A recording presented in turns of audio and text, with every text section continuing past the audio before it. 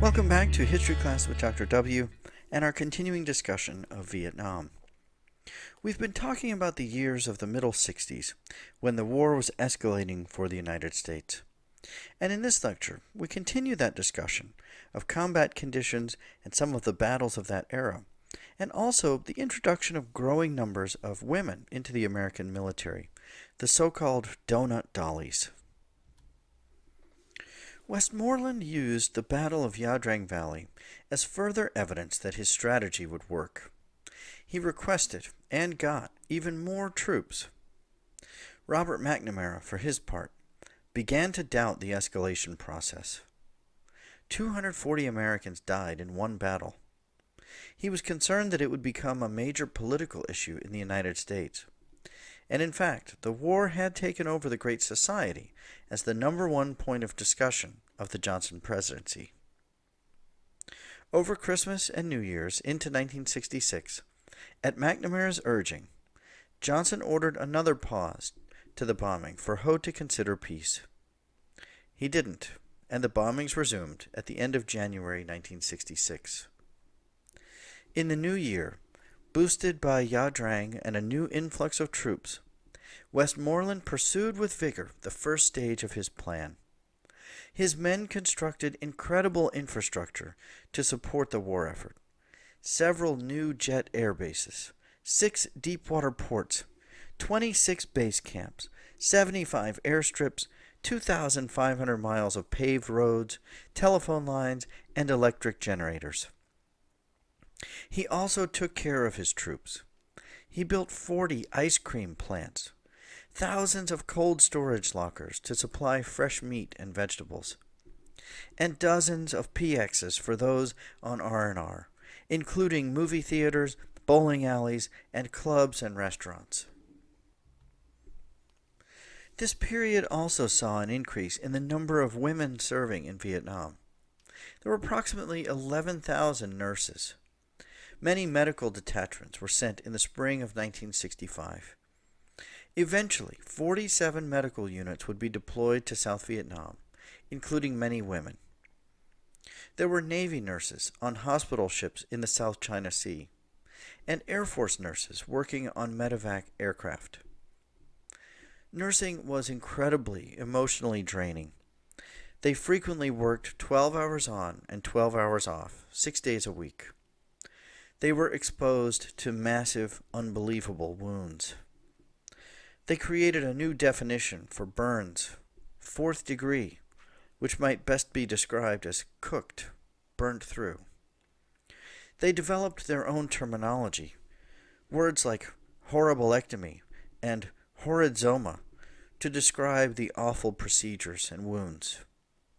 They also had to deal with an increasing number of soldier addicts, men using marijuana, opium, cocaine, and heroin to block out the war.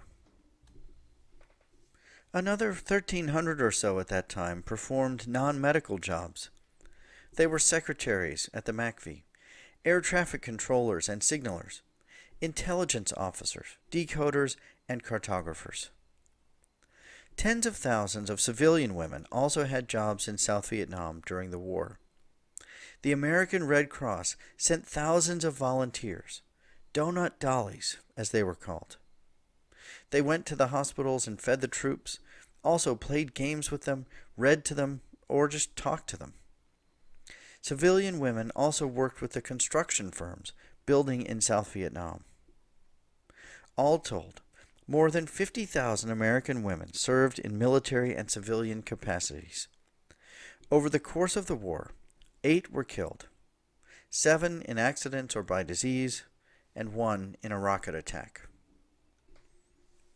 The escalation in combat and bombing runs did sporadically affect the supply lines coming south, but it was never able to completely stop the flow, and the trend over time continued to be growth in the numbers coming south. In 1965, the Ho Chi Minh Trail estimated to include about 5,000 men moving south every month. By 1966, that number was up to 8,000 a month, despite the growing numbers of bombings.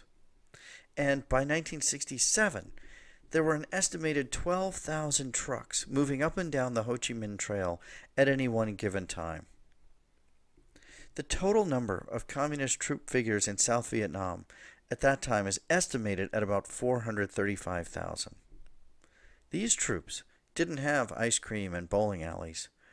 They required only 8 tons of supplies per day for the entire army.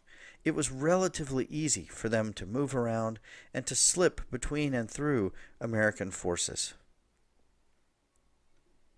The North Vietnamese were also attaining aid during this period from the Russians and the Chinese. Between 1965 and 68, it's estimated that North Vietnam received about $2 billion in assistance between those two countries. In contrast, for the United States, by the end of 1965, there were about 184,300 troops, with some 200,000 more coming soon. Since 1959, 636 American soldiers had been killed and 6,400 wounded. And yet, on the home front, opposition to the war was mounting in the press and elsewhere. On May 23rd of 1965, David Wise of the New York Herald Tribune coined the term credibility gap. This became a mantra of the anti-war movement. Johnson had lied about the Gulf of Tonkin. He lied about how much he knew. He lied about troop escalation, and he was losing the trust of the American people.